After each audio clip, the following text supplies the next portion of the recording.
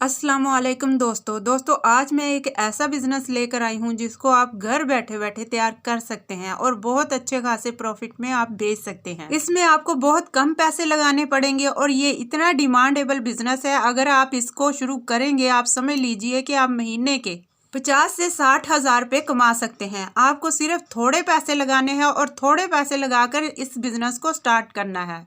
ये बहुत ही शानदार बिजनेस आइडिया है दोस्तों। इसकी डिमांड हर जनरल स्टोर वाला रखता है, किराने वाला रखता है, वहां पर भी इस आइटम की बहुत ज्यादा डिमांड है। मैं आपको आज जो तरीका बताऊंगी उस हिसाब से आप इस बिजनेस को करेंगे तो आप समझ लीजिए आप बहुत अच्छी प्रॉफिट कमाएंगे। है तो बहुत छोटा सा बिजनेस, अगर आप इस बिजनेस के बारे में जानेंगे तो दोस्तों आप इस बिजनेस को जरूर करेंगे। दोस्तों आपको थोड़े से पैसे लगाकर अपने घर में ही इस आइटम को तैयार करना है। बहुत ही इजी आप तैयार कर लेंगे।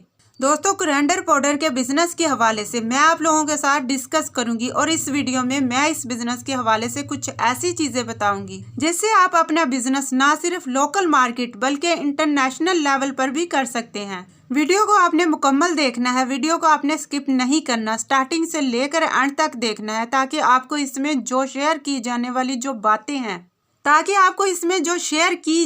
बातें हैं वो आपको अच्छी तरह समझ में आ जाए, आप इससे फायदा उठा सकें और अच्छा प्रॉफिट हासिल कर सकें। तो दोस्तों वीडियो को पूरा देखने से पहले चैनल को सब्सक्राइब कर लें, साथ लगे बेल के बटन को प्रेस कर लें ताकि हमारी आने वाली न्यू वीडियो का नोटिफिकेशन आपको मिलता रहे। तो चलिए दोस्तों वीडियो शुरू करते हैं। दोस्तों सबसे पहली बात यह है कि जब कोरिएंडर पाउडर यानी कि खुश्क धनिया का जब आपने बिजनेस स्टार्ट करना है तो सबसे पहले और अहम पॉइंट ये है आपने मार्केट रिसर्च करनी है, आपने मार्केट सर्वे करना है। इस सर्वे के अंदर क्या क्या चीजें देखी जाती हैं। सबसे पहले नंबर पर आपने देखना है खुश्क धनिया की मार्केट के अंदर, जिस एरिया में आप रहते हैं, शहर के अंदर या गाँव में, जिस एरिया के अंदर आप रहते हैं वहां पर प्रोडक्ट की डिमांड कितनी है, वहां पर सप्लाई कितनी हो रही है और वहां पर जो प्राइस है वो कितनी चल रही है। और उसके बाद आपने वहां देखना है उसकी कौन कौन सी कंपनियां हैं और माल किस तरह का बनाती हैं, किस तरह की पैकिंग करती हैं, कितने ग्राम की पैकिंग है और वो लोग सेल कर रहे हैं। उसके अलावा आपने कस्टमर की कंडेंसी देखनी है,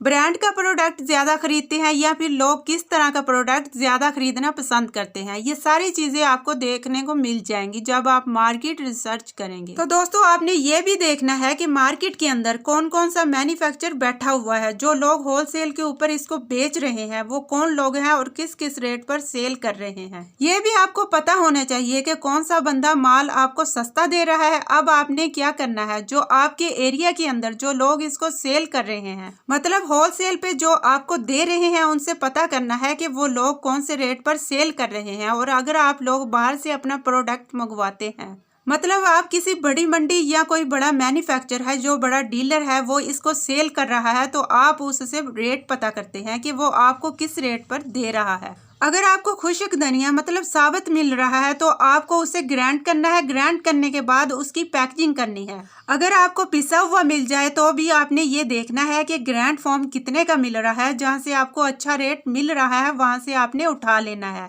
जहाँ से आपको बेहतर लग रहा हो आपने उसे दाने की शक्ल में लेना है या उसे ग्राइंड फॉर्म में लेना है, ये आप पर डिपेंड करता है। अगर आपको सस्ता मिल जाए तो आप उसे ग्राइंड फॉर्म में ले लें, वरना आप उसको खुद ही ग्राइंड कर लें। उसके बाद जब आपने सारी रिसर्च कर ली, अब आपका दूसरा काम ये है, अब आपने प्रोडक्ट की पैकेजिंग की तरफ आना है। अपने प्रोडक्ट की पैकेजिंग आपने देखनी है कि उसमें 50 ग्राम की पैकिंग करनी है या उसकी 200 ग्राम की पैकिंग करनी है, ये आपके ऊपर डिपेंड करता है। शुरू के अंदर मैं आपको यही मशवरा दूंगी कि आप दो तरह की पैकिंग करें। इंटरनेशनल लेवल पर भी आपके जो क्लाइंट्स हैं, जो लोग हैं जो इस प्रोडक्ट को सेल कर रहे हैं, वो किस रेट पर सेल कर रहे हैं, उनकी पैकिंग कैसी है। वो लोग अपनी पैकेजिंग के ऊपर हेल्थ बेनिफिट भी लिखते हैं। इसका फायदा ये होता है कि लोग उसके ऊपर पढ़ते हैं कि इसके क्या क्या फायदे हैं, उसकी तरफ अट्रैक्टिव होते हैं। एक तो अट्रैक्टिव प्रोडक्ट बनानी है ताकि ये लोग इस प्रोडक्ट की तरफ आ सकें, उसकी पैकिंग अच्छी करनी है। मैं आपको सस्ता तरीका भी इसी वीडियो के अंदर बताऊंगी कि सस्ते तरीके से आप इसकी किस तरह पैकिंग कर सकते हैं।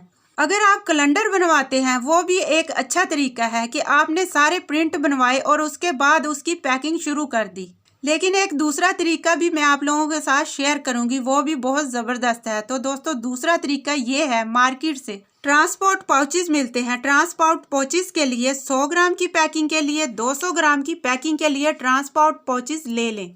उसके ऊपर हेल्थ बेनिफिट्स लिखें। आपके प्रोडक्ट का खूबसूरत सा मोनोग्राम बनाकर उसके ऊपर लिखें। उसके ऊपर अपनी वेबसाइट्स का नाम लिखें। वेबसाइट्स बनाना बहुत ज़रूरी है अगर आप इंटरनेशनल मार्केट के अंदर अपना बिजनेस करना चाहते हैं। तो दोस्तों मेरा लाजमी तौर पर ये मशवरा है, उसके ऊपर अपनी वेबसाइट्स का नाम लिखें। अपनी प्रोडक्ट पर जो हेल्थ बेनिफिट्स है वो लिखें। जब आपने खुशक धनिया की पैकिंग कर ली दोस्तों, अब शुरू में आपके पास मशीन है, आपने ले ली तो अच्छी बात है, और अगर नहीं है तो शहर के अंदर बहुत सारे ऐसे लोग मिल जाएंगे जिनके पास पहले ही मशीन मौजूद होती है। आप उनसे पैकिंग करवा सकते हैं, वरना उससे भी बेहतर हल ये है कि आप एक सीलिंग मशीन ले लें। ये मशीन आपको 2-3 हज़ार रुपये में मिल जाएगी। आप सीलिंग मशीन ले लें। सीलिंग मशीन से उस पाउच को प्रोडक्ट डालने के बाद, खुशक धनिया डालने के बाद उसको सील कर दें। स्टिकर जो है उसके दोनों साइड पर लगा दें। आपका प्रोडक्ट रेडी है। उसके बाद आपने कार्टन के अंदर डालकर इसको पैक कर देना है। अब आपका प्रोडक्ट मार्केट में सेल करने के लिए रेडी है।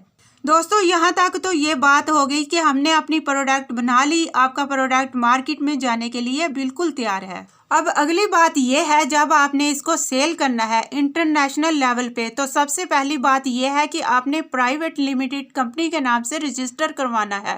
उसका नंबर ले लें। सबसे अहम बात यह है कि आपने इसको 2 तरीकों से रजिस्टर करवाना है। अब आपने जो लोकल मार्केट है उसके अंदर इसको सेल करना है। शुरू में अगर आप सेल्समैन को अफोर्ड कर सकते हैं तो भी शुरू में आपने खुद जाना है अपनी प्रोडक्ट सेल करने के लिए। आपने एक रजिस्टर लेना है। आपने देखना है कि आपने एक साइट का एरिया आपने चुना है। आपने हफ्ते के अंदर 5 एरिया को कवर किया। वहाँ पे कौन कौन से कस्टमर हैं, बाहर से हैं, क्योंकि आपने बाहर से सर्वे किया था। आपको अच्छी तरह पता होगा कि कौन से लोग हैं जो आपकी प्रोडक्ट को बाय कर सकते हैं। होता यह है कि जब आप अपनी प्रोडक्ट को पहली दफ़ा लेकर मार्केट में जाते हैं, सेल करने के लिए जाते हैं, शुरू में आपको इतना अच्छा रिस्पांस नहीं आता। जब आप दूसरी दफ़ा जाके उन लोगों से मिलते हैं और ये 7-8 दफ़ा का विजिट होता है, उसके बाद आपको ज़्यादा से ज़्यादा ऑर्डर मिलना शुरू हो जाते हैं। पहली, दूसरी, तीसरी दफ़ा में ज़रा कम मिलते हैं, उनके बाद आपको ऑर्डर मिलना शुरू हो जाते हैं। आपने कोशिश ये करनी है कि जिन लोगों से आपकी मुलाकात होती है आप उनके नंबर अपने पास रखेंगे, उनका एड्रेस अपनी डायरी के ऊपर लिखेंगे, अपने रजिस्टर के ऊपर लिखेंगे कि आपके कौन कौन से कस्टमर हैं।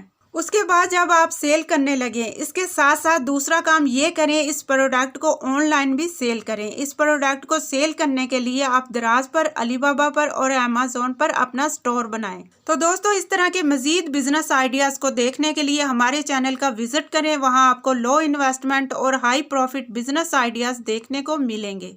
उम्मीद करती हूँ आपको आज का बिजनेस आइडिया ज़रूर पसंद आया होगा। तो चैनल को लाइक करें, शेयर करें और सब्सक्राइब करें।